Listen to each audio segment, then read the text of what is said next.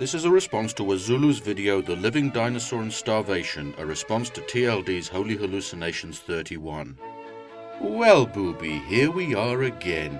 I'd like to apologise for the inordinate delay in getting back to you, but I've been particularly busy of late, and since my job involves developing cures for various ailments and not lying to innocent children and the mentally impaired, I decided my time would be better spent doing that than dealing with you.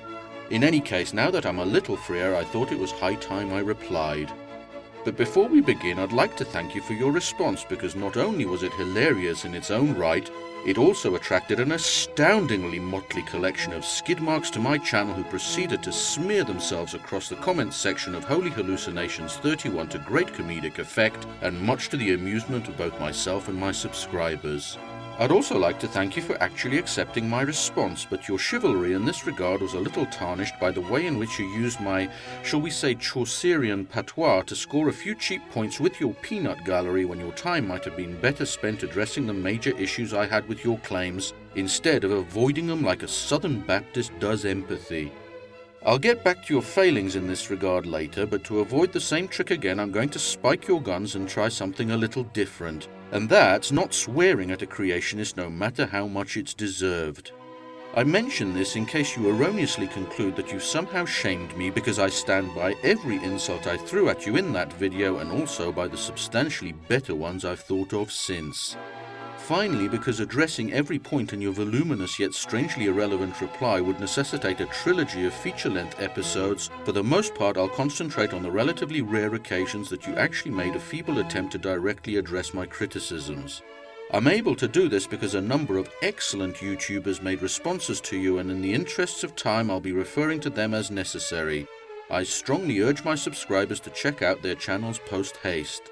In particular, I'll be mentioning the True Puka because of his excellent video on your two major points, that is, your alleged works of charity and the current state of the world's food supply, which took up the majority of your video and yet had nothing to do with either your original dishonest and erroneous arguments nor the rectal surgery I performed on them. So now that we've dispensed with the preliminaries, let's get back to business and take a look at what you had to say. Now, Dino, in the words of the Newfoundlanders, down! Good grief, man! You're gonna have an aneurysm! I'm amazed at your anger and vitriolic hatred. I mean, you lost sleep over this, I can tell! Oh yes, I did lose sleep over this, Boobie. This and the countless other creationist lies I'm exposed to on an almost daily basis. It might seem like a big joke to you, but to me the world that you and your fellows seek to instantiate is a danger to us all, and more importantly to our children. Children that I've seen you unashamedly lying to while smiling as gleefully as you did here. Wisdom in Nature 7 put this perfectly, so I'm not going to dwell on it, but you're playing a dangerous game and shouldn't be surprised if others become infuriated at you when they see the consequences that you're apparently oblivious to. I also take your lies personally because I've a deep and abiding respect for the achievements of those who've hewn the astonishing edifice of our scientific knowledge from the granite of our ignorance. The same individuals whose work, dedication and intellects you spit on with a smile every time you open your mouth. Those achievements that you take for granted and even use to spread your slanders, and whose subtle intricacies you have the arrogance to think that you understand and can refute with simple-minded arguments that aren't even fit for the playground. I don't hate you, Boobie, but I hate everything you and your kind stand for. I hate the promotion of ignorance and superstition over knowledge and enlightenment. I hate the arrogance that comes with fools who think that everything is easy because they try nothing that's difficult. I hate the dogmatism of the zealot who thinks that nothing can be understood because they understand nothing. And most of all, I hate the hypocrisy of those who pick gluttonously at the fruits of science and then, like overindulgent brats, refuse to accept the inevitable consequences of the banquet. But you seem like an affable chap, Boobie, and I don't hate you, just everything you stand for. But what blows me away is the things you were angry about the most were things that were not even true. You made a very long string of slanderous accusations that were completely unfounded, and you would have known this if you had even taken just a moment to get to know me. By that long list of slanders, I think you mean my irritation with your assertion that we've barely scratched the surface of Earth's food supply limitations, coupled to the self-evident fact that you and such limitations have been strangers for quite some time. You seem to have taken my subsequent colourful invective as an accusation that you don't care about the poor and starving, Boobie, but you're quite mistaken. You see, regardless of your protestations to the contrary, which incidentally mean nothing to me because of your proven track record of being willing to lie at the drop of a choir boy's underpants, my disgust wasn't based on an assumption I've made about you personally, but rather on the callous disregard of the evident human suffering in the world you demonstrated by dismissing food shortages as a limiting factor in population growth solely to push your vile agenda. Say what you like, Boobie, but it seems strange to me that someone who claims to care so much about the subject should be so blasé with his language. I'm willing to give you the benefit of the doubt on this one, though, and conclude that you said what you did because you put as much thought into your choice of words as you put into everything else. This lack of deliberation was later evidenced by your accusation of my lack of charity. Because after all, you know me exactly as well as I know you, so it was strange to see you doing exactly what you accused me of. I'm not sure if that's because you're even more mentally challenged than I've given you credit for, or you're just a filthy hypocrite, but since both reflect equally badly on you, I won't bother making a bet. In any case, I'm going to leave it at that because even though I have no evidence that your claims to philanthropy have any basis in reality, for reasons of anonymity I won't be able to prove that mine would either, and in any case I have no interest in us measuring the magnitude of each other's urine streams. I will, however, point everyone to Soretta Yuki's excellent video on the subject of your an atheist charity, where he takes your words and uses them to give you an extensive lexical colonic lavage. I wrote to a young man in Arizona and asked him to comment. Harrison replied, I'm 15 and I think anyone is capable of living in the Sonora Desert. I've lived here for 14 years and suffered no side effects. Apparently the living dinosaur is unaware that there are millions of people living in the desert. The Sonoran in particular. They even have internet access. Have you never heard of Phoenix? And before you start spouting off about modern technology and conveniences, may I remind you that Phoenix was incorporated as a city in 1881. Really, Boobie? Seriously? You proffer as evidence the testimony of a 15-year-old boy that you met on the internet? I must say I'm somewhat bemused as to why you think this should impress unless the true Puka's right and you're just trying hard to cynically court a younger demographic of imbecile. In any case, I think it's safe to say that Junior's assertion is about as accurate as the average end times prediction, because I strongly suspect that he's not roughing it under the desert sky at all, but instead living in the air-conditioned comfort of an affluent suburb, and that if he ever did try living in the Sonoran, he'd last about as long as Kent Hovind's dignity at shower time. Now, it seems that your chronically anorexic mind somehow managed to anticipate this objection, but the anemic argument you proffered in your defense suffered a terminal myocardial infarction on its way to me, and I had to pronounce it dead on arrival. You see, while Phoenix did indeed incorporate in 1881, its population was about 2,500, and if you seriously expect that the current population of 1.5 million would have survived back then with no technological advantages, then I'd have to assume that you've been doing some research of your own on desert survival and partaking of a touch too much peyote. I'm not sure who's dumber, Boobie, you for thinking that this was any kind of argument, or the hordes of your brain-dead simpleton disciples for thinking that you're capable of thinking.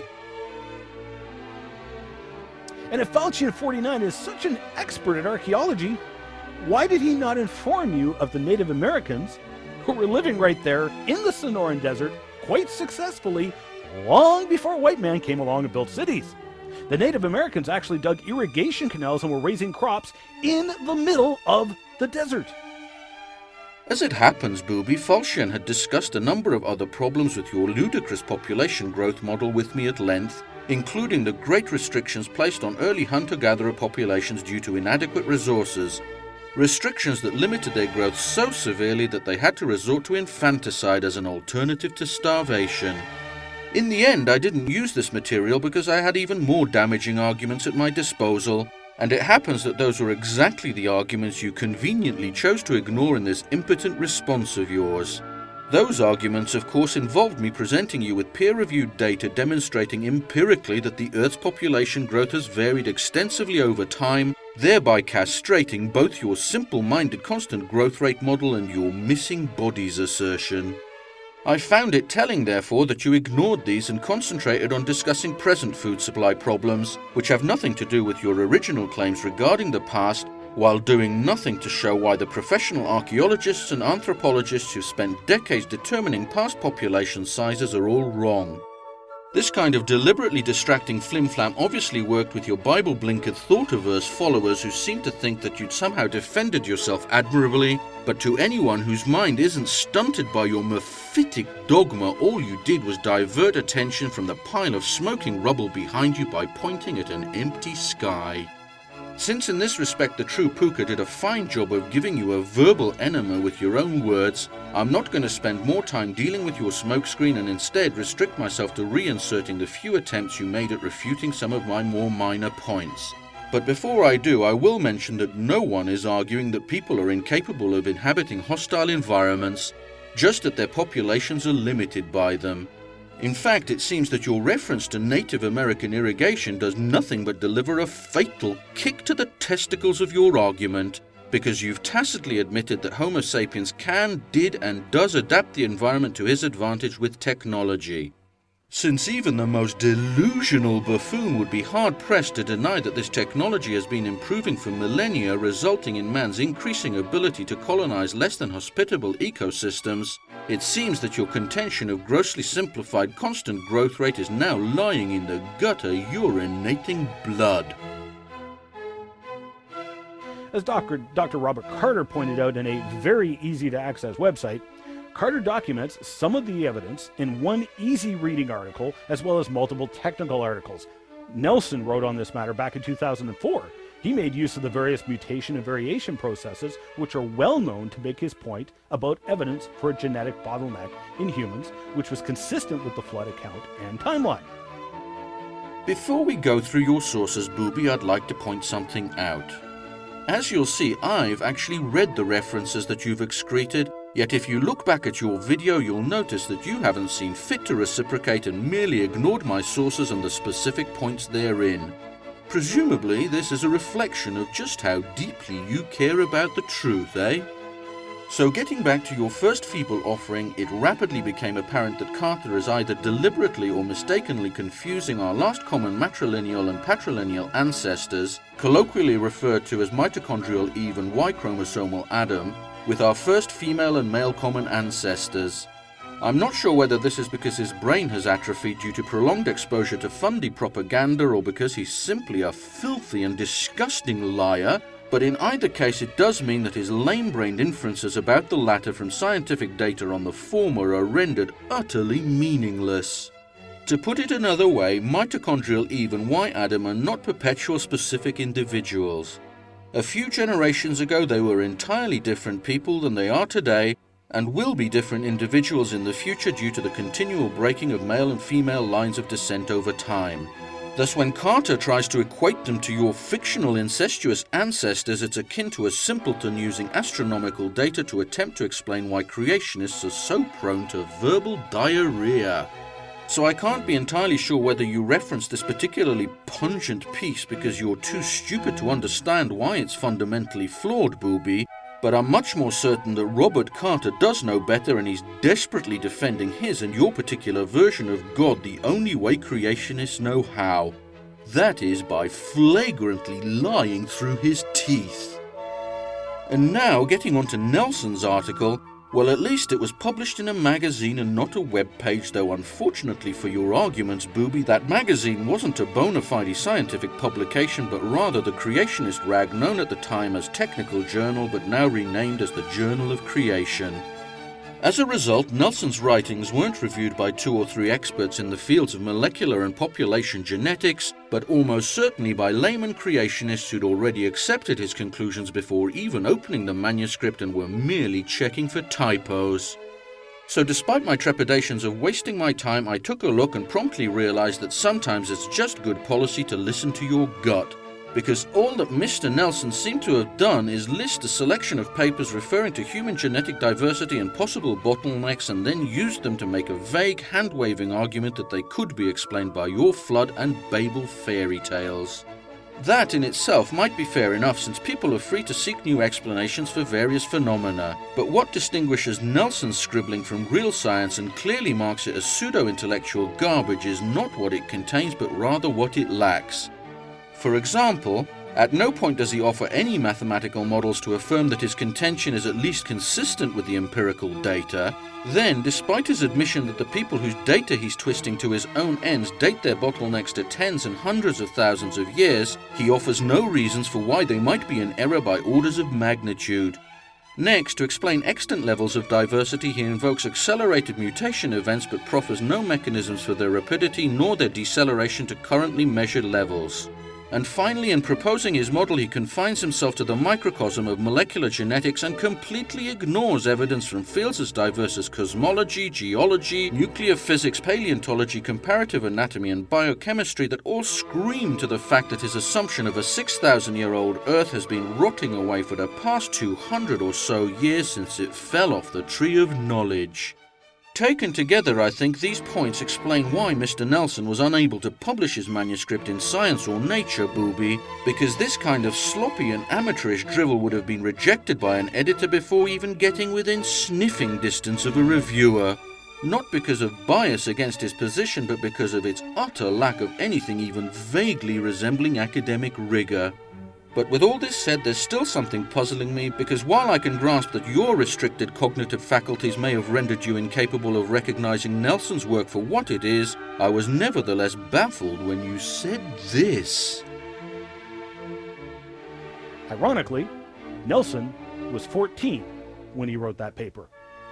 So why is it a 14-year-old, writing 8 years ago, seemed to know more about the subject than the living dinosaur does now? See what I mean, Boobie? Do you really think that Nelson's age was a selling point? Because while it's possible that any given teenager might be a prodigy, my experience is that most can't be trusted to take their acne medication, let alone provide reliable information in disciplines in which they have no training. Of course, having read his paper, it's clear that Mr. Nelson must have had a complexion comparable to the dark side of the moon.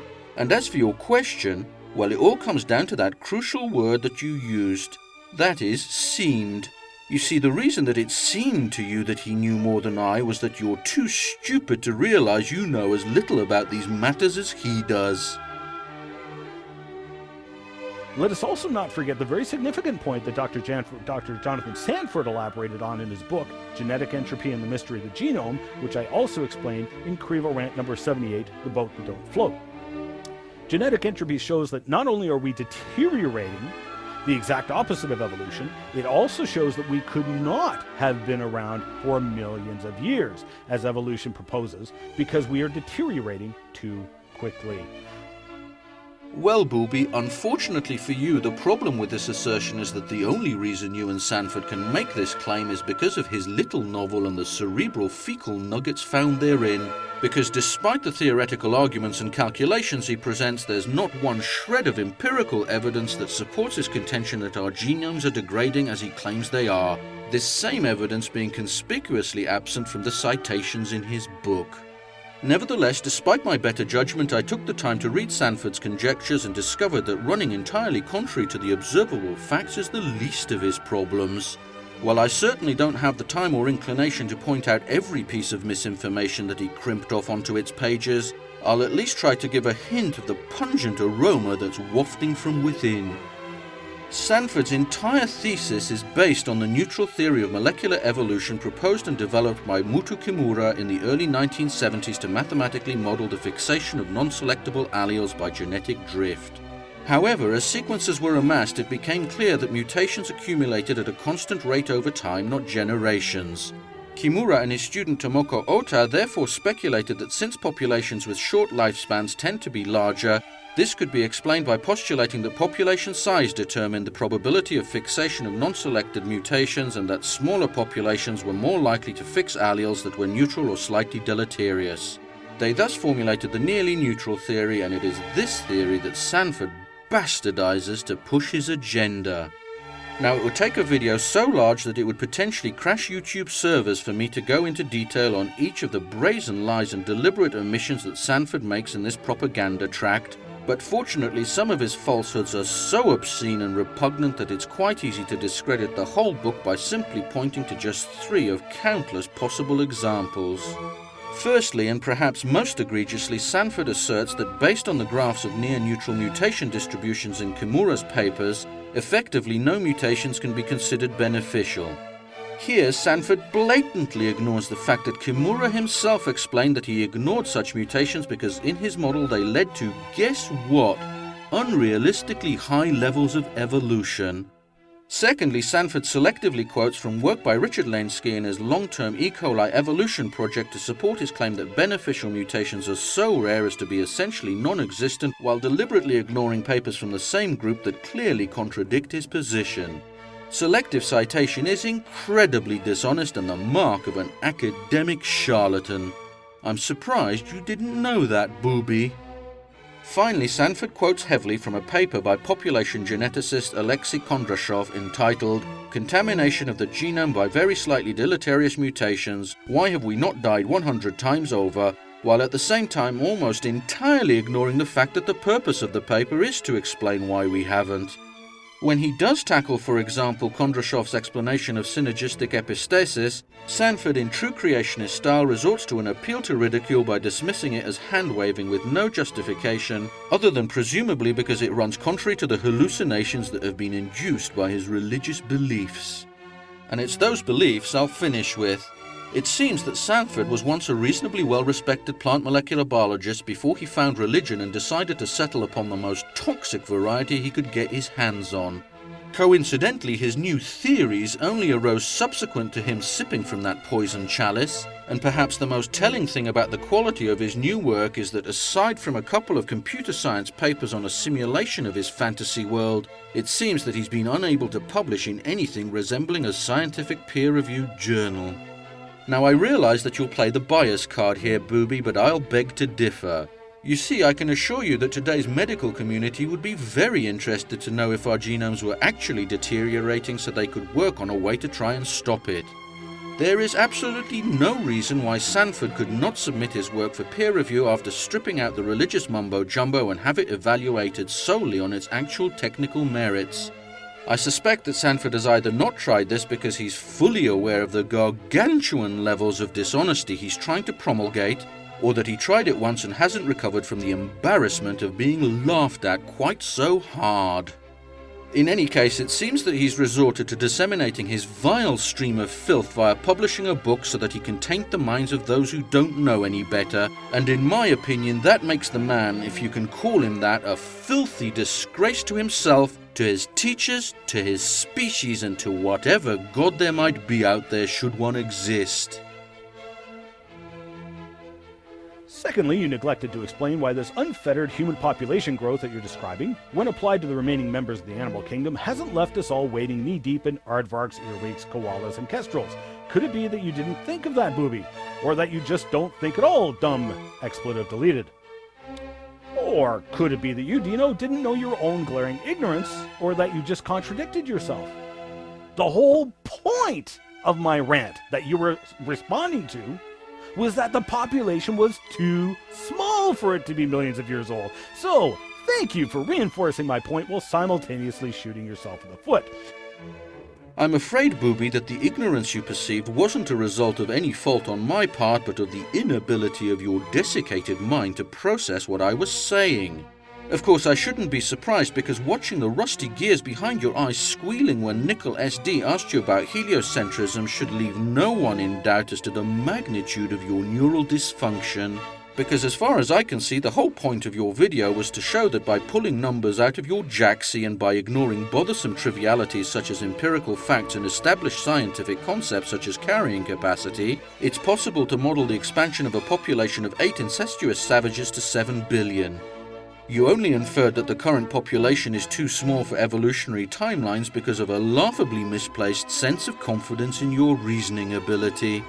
So to clear it up for you, my purpose here was to point out that if you take these same patently fallacious assumptions and apply them to populations that have demonstrably higher reproduction rates, the resulting exponential growth would have us drowning in furry friends faster than you could spit out your next life for Jesus. I'm afraid that my assessment of you as a dumb fornicator will have to stand. Of course, you did have an explanation for this, but it turned out that it was probably the funniest thing you said in your whole video. People are the reason animal populations are controlled. Hunting, overhunting, extermination, wars, and yes, even ecological abuse by humans. Well, Boobie, this one's quite simple. While I'll agree that humans certainly can and do control populations even to the point of extinction, your assertion that we're the sole cause of animal population control in order to avoid doing the honest thing and admitting that your denial of carrying capacity is in error is teetering on the verge of lunacy. This astounding display of fatuousness can easily be dismissed by pointing out that the vast expanses of unpopulated land on this planet that you claim are essentially all eminently fit for human habitation are hardly infested with unimaginable numbers of vermin now, are they? Why would this be, do you think, Boobie? Do you think it could possibly be because that very land can only support a limited number of organisms because it has a limited carrying capacity? Furthermore, as a biblical literalist, you should be more than aware of the concept of a plague. You may indeed be aware that these events are commonplace today, though presumably because of naturalistic effectors and not sky daddy juju.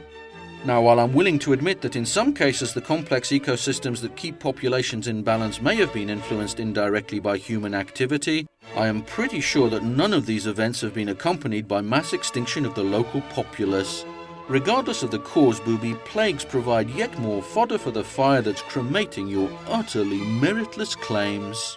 So with that said, I think I'll wrap things up. There were a number of other minor points I could have stuffed into place, Boobie, but not only was I worried about rupturing your colon, it's also looking like this is going to be one of my longest videos as it is. So I'm going to finish off here by thanking you, because while there's little I or other rational atheists and theists can do to prevent the promulgation of your beliefs within the confines of your current cult members and their families, the videos made by you and your kind of delusional lame brains are doing a splendidly prophylactic job of retarding the spread of your insanity while providing the rest of us with the greatest gift of all.